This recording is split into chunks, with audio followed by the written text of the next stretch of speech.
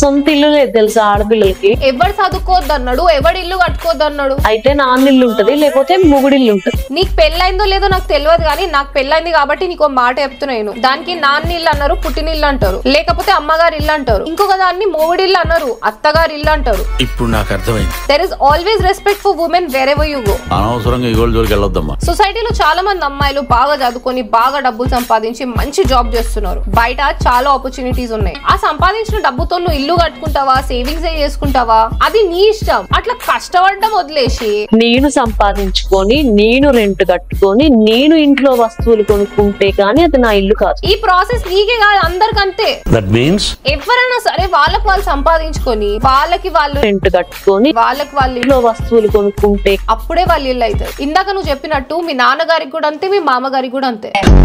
Super super super. నాకైనా నీకైనా ఎవరికైనా అంతే. సొంత ఇల్లు ఎక్కడుంది ఆడపిల్లకి? నీకు ఇంకా ఫ్రీగా ఇల్లు కావాలంటే గవర్నమెంట్ ఇచ్చే స్కీమ్స్ లో అప్లై చేసుకో, అంతేగాని పెళ్లి చేసుకుంటే రేపు అది మా ఆయన ఇల్లు, వేర్ ఇస్ మై హౌస్, ఇలాంటి హాఫ్ బేక్ స్టేట్మెంట్స్ ఇచ్చి నిబ్బీస్ వాళ్ళ దిమాగ్ ని పాడు చేయకు. పిచ్చండి ఇది.